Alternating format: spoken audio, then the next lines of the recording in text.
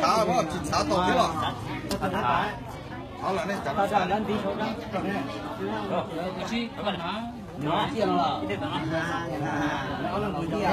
vì sao mà thả trong cái số thả nó lên cái nó mày vậy ta chỉ dùng nhẹ thế thì nó lò nó là lẩu tiền này là chỉ có thì chúng tôi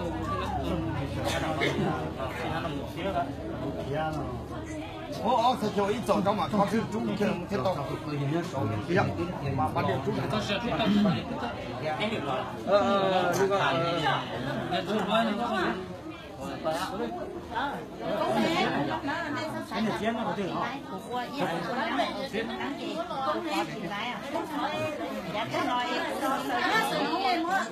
chú chào.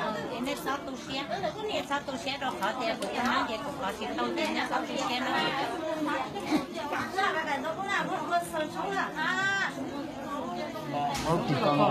ông chỉ nó cũng được đúng rồi mà.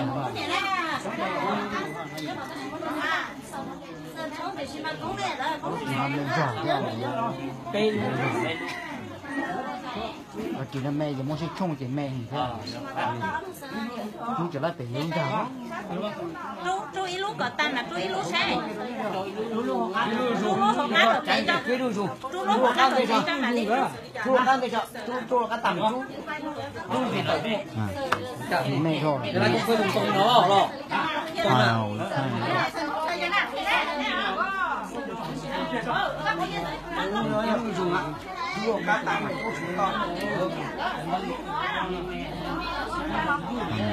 Họ có đấy là không ai có đấy là không tiền là họ sẽ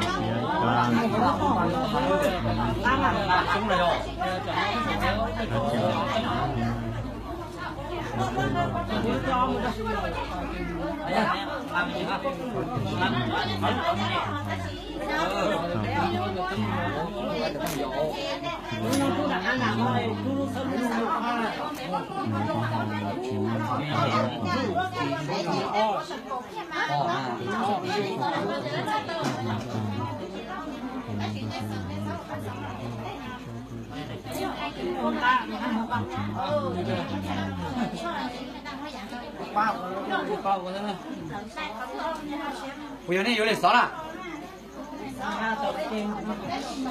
洗呢？洗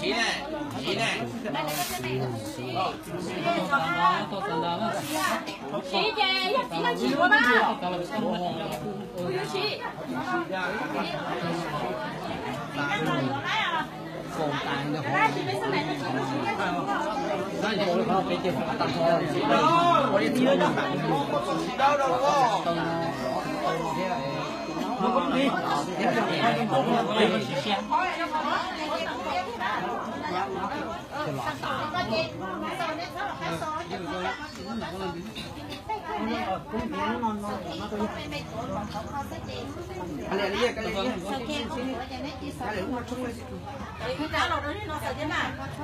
đi lấy sỏi nhỏ từ bắt tay lên từ hai là nó là hả? cũng một thằng con chặt là bây giờ cũng mày vô này. Sáng cái vụ đó vào rồi. Cái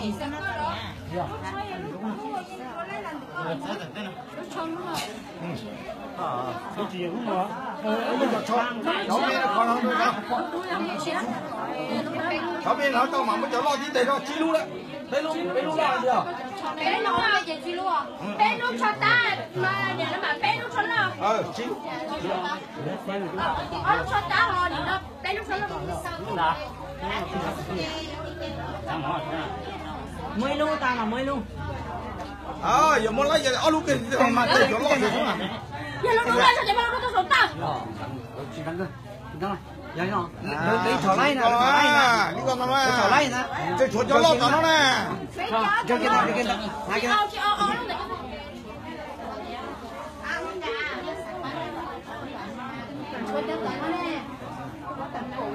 Cái gì nó cho nó số sao? Ủa này có phun nó rồi.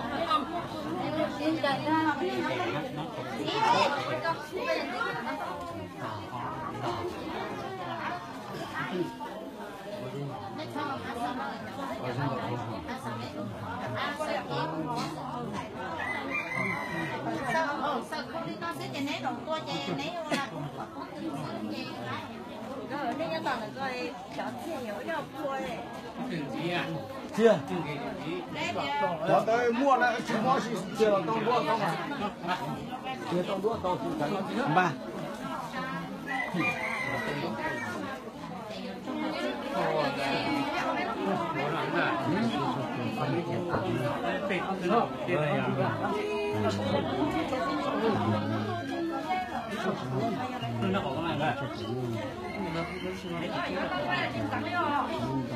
ba tập của đó của con đâu của đó chỉ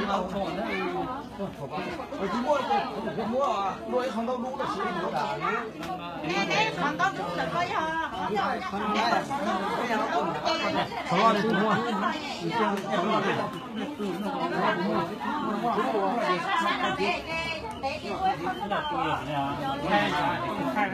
mua này cho cả con này mua là trong hạt gì à bên luôn này còn gì đâu lấy thọ tàn đó chỉ mua đồ hạt thôi thọ xì nó thọ to tàn tại chỉ muốn cho lông hạt thôi